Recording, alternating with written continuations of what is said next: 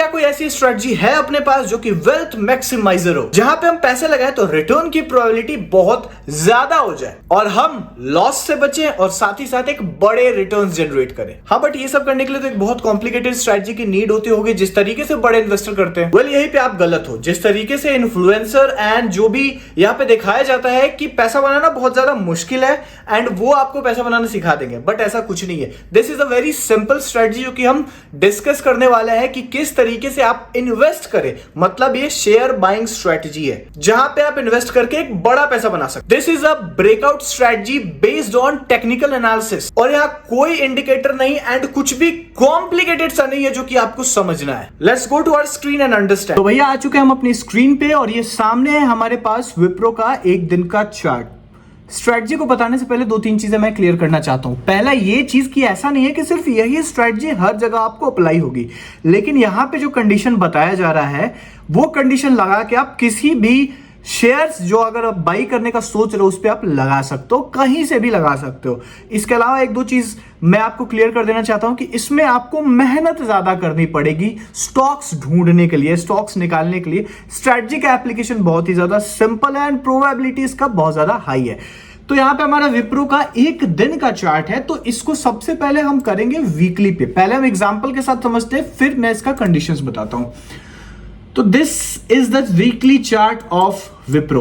अब यहां पे हमको क्या दिख रहा है? यहां पे दिख रहा है कि भैया आराम से ये 20 के आसपास ब्रेकआउट दिया था, फिर उसके बाद इसने हाई लगाया और हाई 721 का लगाया, एक बार धड़ाम से गिरा और गिरने के बाद एक चीज हम देख सकते हैं कि यहां पे गिरने के बाद इसने अराउंड 1.5 से 2 साल, मतलब बेसिकली अगर हम यहां से देखते हैं 4 जुलाई 22 से अराउंड 11 दिसंबर 23, 1.5 साल तक एक रेंज में कंसोलिडेट हुआ है।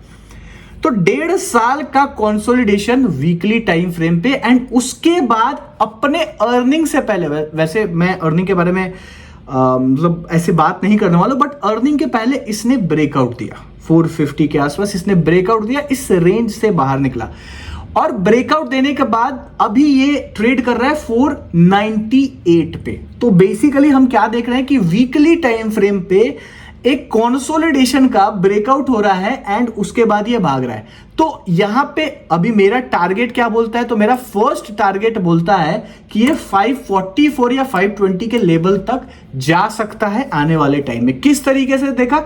तो हमने देखा कि ये वीकली टाइम फ्रेम का ब्रेकआउट है एंड इसके बाद एक लेवल कौन सा है, यहां से हो सकता है नीचे भी आ जाए, यहां से ऊपर भी चला जाए, लेकिन यहां तक ऑफ कोर्स आ सकता है। अब समझते हैं कि स्ट्रैटेजी मैंने क्या देखा। तो मैंने देखा कि एक स्टॉक, उसका वीकली टाइम फ्रेम मैंने खोला एंड उसके बाद देखा कि वो स्टॉक किस तरीके से बिहेव कर रहा है, क्या वो कंसोलिडेट कर रहा है, बहुत ज्यादा कंसोलिडेशन फेज में है, तो ठीक है। अब अगर कंसोलिडेशन फेज में दिखा तो हम उसको ऐड कर लेंगे एंड उसके बाद हम देखेंगे कि वीकली टाइम फ्रेम पे ब्रेकआउट किसने दिया है।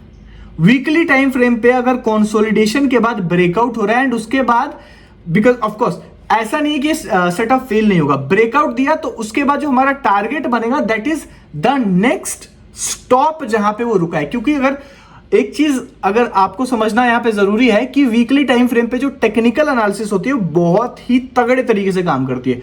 तो that will be our first target. तो हमको क्या देखना है? हमको ऐसा देखना है, हमको वीकली पे चार्ट देखना है एंड वीकली पे ब्रेकआउट ढूंढना है एंड वीकली पे हमको लेवल ढूंढना है। तो दैट इज इट फंडामेंटल्स। और हमें पेनी स्टॉक्स नहीं ढूंढना है, ऐसा कोई कमजोर कंपनी नहीं ढूंढना है जो कि एकदम नेगेटिव न्यूज में चल रहा हो, जहां पे कंपनी पे टैक्स की दिक्कत हो रही हो या मल्टीपल तरीके का न्यूज आ रहा हो, जैसे पेटीएम का हुआ, या मल्टीपल जो न्यूज में आ रही है कंपनी, उस पर ध्यान नहीं देना है। ऐसी कंपनी देखनी है जिसकी फंडामेंटल्स बैक थोड़ी स्ट्रांग हो, थोड़ा बढ़िया प्रेजेंस हो मार्केट में। तो बेसिकली जितने भी इंडेक्सेस बन रखे हैं, कोई भी इंडेक्स बन रखा हो एनएसई बीएसई, वहां से हम कंपनी को अपना पुल आउट करेंगे। ये तो पहला एग्जांपल हमने देख लिया। दूसरा एग्जांपल हम इन्फोसिस ही देख लेते हैं।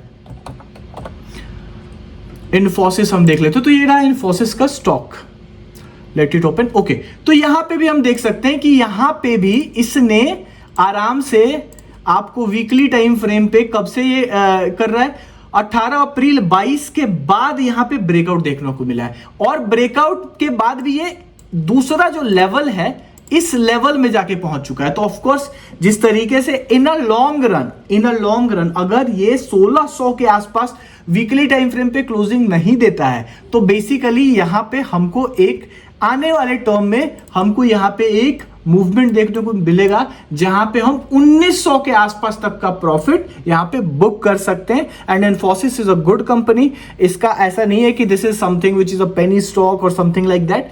तो इस तरीके से हमको देखना है। क्या देखे? वीकली चार्ट पे क्या देखेगी? कंसोलिडेशन, एंड कंसोलिडेशन के बाद ब्रेक हुआ है बाइंग साइड पे, तो यहां पे हम अपना पोजीशंस बना सकते हैं। इसमें एसएल भी बनेगा। एसएल क्या बनेगा? ऑन वीकली चार्ट अगर ये 1656 ये जो पॉइंट है इसके नीचे क्लोज होगा तो ऑफ कोर्स, तो अगर उस रेंज में वापस आ गया तो वहां पे हम अपना एसएल ले सकते हैं। तीसरा कंपनी एचसीएल, मैंने कुछ एग्जांपल्स आपके लिए निकाले हैं कि किस तरीके से आप देख सकते हैं।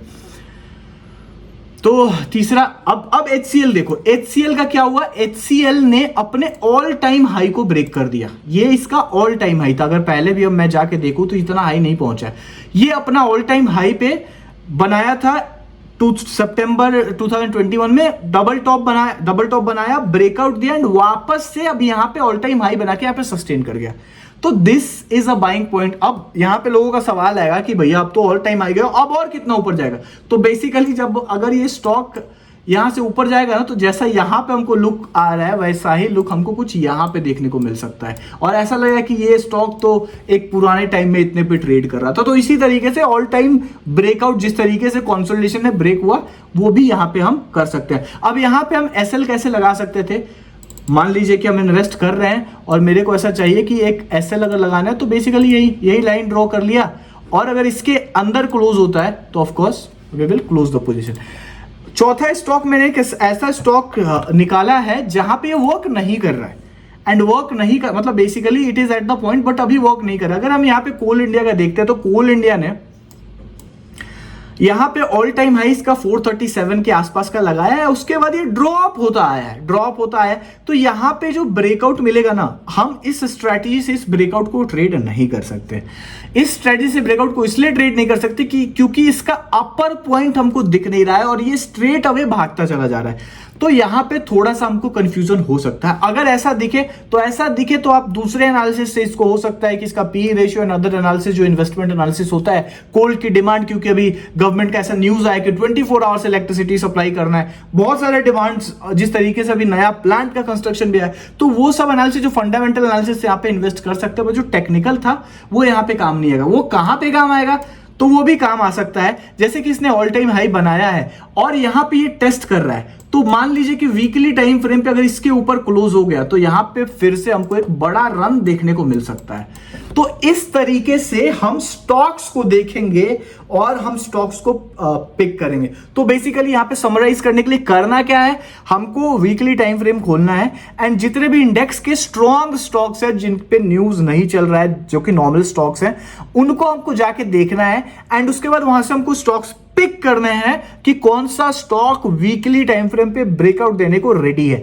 ऊपर लेवल है या नहीं है, दैट इज डिफरेंट थिंग। ऊपर अगर लेवल नहीं है, we will wait for some price action to get form and वहां पे हम एग्जिट ले सकते हैं। ट्रस्ट मी, अगर इस स्ट्रैटेजी को आप अप्लाई करते हो, वीक में अगर आप एक दिन भी देते हो स्टॉक पिक करने के लिए और स्टॉक निकालने के लिए, आई एम डैम श्योर कि आप इससे पैसा बनाओगे ही बनाओगे। बिकॉज ऑफकोर्स ये कुछ फैंसी सा नहीं है, this is very straight forward and simple thing जो कि आपको हर जगह मिल जाएगा।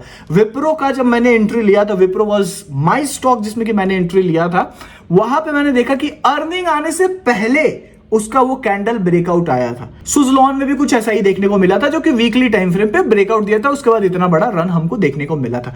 आई विश कि ये वीडियो आपको पसंद आया हो। अगर ऐसा कुछ और भी मटेरियल चाहिए प्लीज लेट मी नो। चलते हैं फिर, मिलेंगे, बाय बाय।